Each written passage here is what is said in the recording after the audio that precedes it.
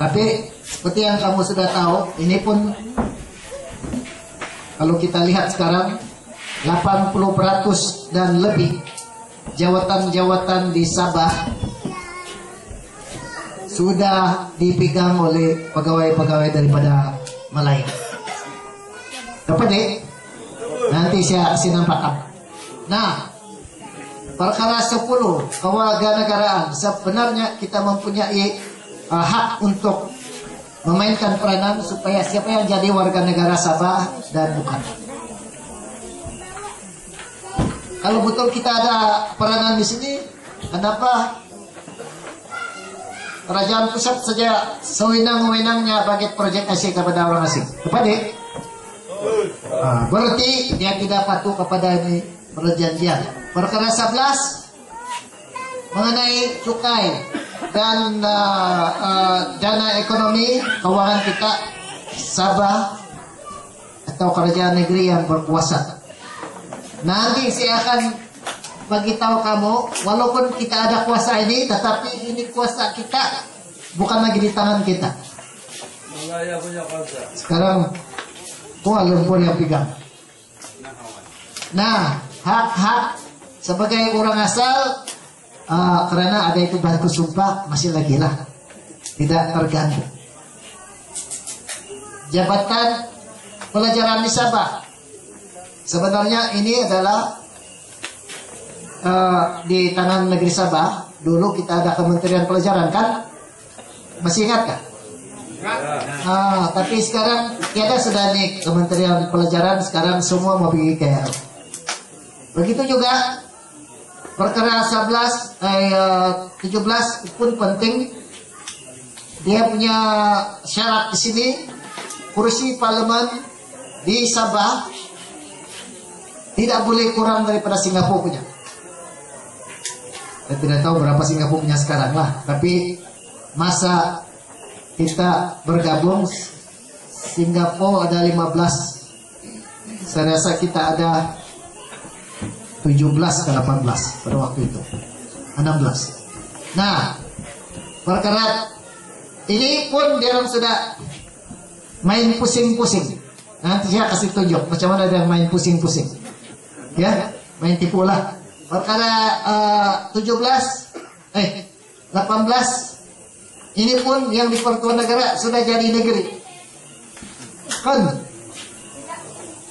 dia kasih turun pangkat kita sama taraf dengan Malaya punya negeri. Ini perkara 20 juga termasuk dalam patuh sumpah dan belum lagi diganggu setakat ini lah. Tapi ini sudah hilang dari tangan kita melalui, nanti saya kasih nanti saya kasih terang macam mana kita kehilangan. Oke, ini adalah perkara 20 ya. Kamu sudah tahu. Sebab itu kita bersetuju 3 sebab ya. Kita bersetuju bergabung. 1, kita belum bersedia. Kedua, atas ketidakselamatan. Ketiga, karena kita diberi jaminan melalui perkara 20. Jadi kita bergabung dan kita telah menjadi negeri yang merdeka, tapi separuh daripada kuasa itu hilang. Jadi persoalan dia, masihkah Sabah merdeka?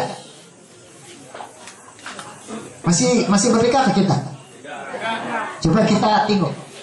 Kita tengok melalui ini kajian. 1, kalau betul Sabah masih merdeka, tidak tentu kita sudah bebas daripada kuasa luar. Adakah kita bebas daripada kuasa luar? Tidak. Siapa itu kuasa luar? Melalui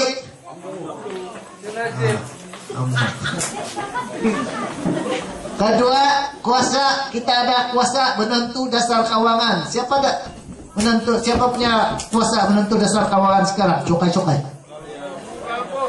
Kuala Lumpur, Malaya.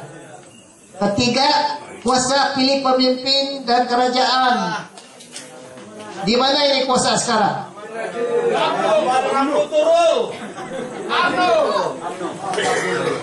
Bukan nomor dia.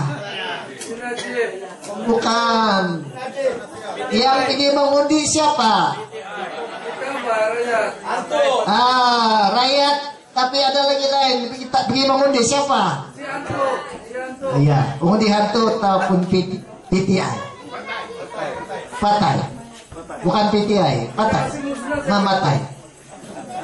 Oke, berarti orang asing pun boleh mengundi, boleh memilih pemimpin, boleh memilih kerajaan karena diberikan IC secara haram. Kuasa pilih ketua menteri, sekarang siapa yang pilih ketua menteri? Najib. Bukan lagi Tigri. Pungut hasil siapa? Najib juga itu, dokter. Padahal kasihan kita merdeka tapi tiada kuasa kan? Kasihan sekali. Jadi gimana kuasa kita? Kenapa kita kehilangan? Ayo kita cek kenapa kita hilang kuasa. Pertama, kita hilang kuasa karena kita terlalu bergantung kepada kepimpinan Kuala Lumpur, kepimpinan orang luar. Kenapa kita bergantung kepada diorang? Karena pada waktu itu kita belum bersedia dia, betul kan?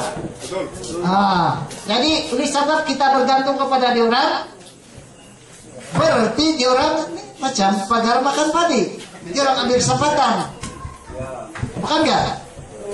Diorang yang menjadi yang makan pagar padi. Karena kita terlalu bergantung kepada diorang, dia punya agenda sama kita berbeza, dia punya tujuan sama kita punya tujuan tidak sama. Kepentingan dia, kepentingan kita tidak sama. Kepentingan kita mau supaya kita yang berkuasa. Dia orang punya kepentingan, dia orang mau berkuasa di atas kita. Jadi bertentangan. Lama-lama kita kehilangan kuasa daripada kepergantungan ini karena kita belum bersedia pada waktu. Kedua, ini tidak payah. Kedua, macam mana kita kehilangan kuasa? Karena kita bersetuju bergabung. Bila mana kita bersetuju bergabung menubuh kerajaan pusat, kita secara otomatis menyerahkan separuh kuasa kemerdekaan kita kepada kerajaan pusat. Setuju? Setuju. Berarti kuasa bukan di tangan kita lagi. Secara otomatis separuh daripada kuasa itu pergi kepada peringkat pusat. Macam mana lagi kita kehilangan kuasa? Next.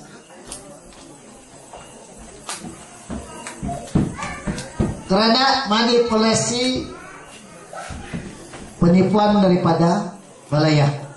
Macam mana dia tipu kita? Pandai. Banyak orang pemimpin kita pun tidak tahu nih kalau dia tidak buat analisa betul-betul. Tengok, satu daripadanya dia tandang Singapura keluar tanpa persetujuan Sabah dan Sarawak. Sedangkan Sabah dan Sarawak adalah rakan kongsi. Tetapi dia secara sendirian tandang Singapura keluar, dan setelah dia tandang Singapura keluar, pandai dia ambil ini kursi Singapura, tambah dia punya kursi sini.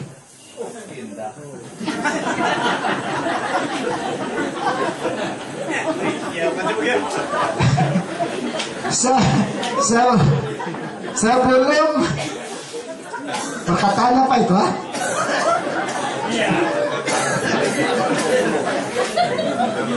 Sebelum Singapura keluar, kursi Malaya tidak genap 2/3.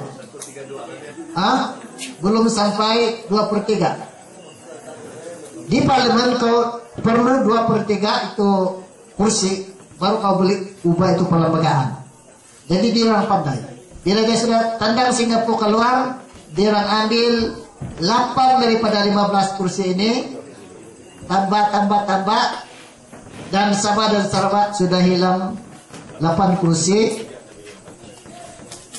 karena dia orang kena bagi 3 dan 4 saja. Nah, bila sudah cukup dia punya 2/3, pandai dia ubah. Macam-macam dia ubah. Satu di antara yang dia ubah ialah dia ubah ini perlembagaan Malaysia, yaitu definisi persekutuan Malaysia pada mulanya ialah Malaya, B Singapura, C negeri-negeri di Borneo, Sabah dan Sarawak. Itulah definisi Malaysia. Berarti rakan kongsi sama rata antara Malaya, Singapura, Sabah dan Sarawak. Tapi selepas Singapura keluar, dia ubah itu perlembagaan, menjadikan Malaysia ini adalah 1 sampai 14 negeri. Tiada sudah itu A, B, C. Oke?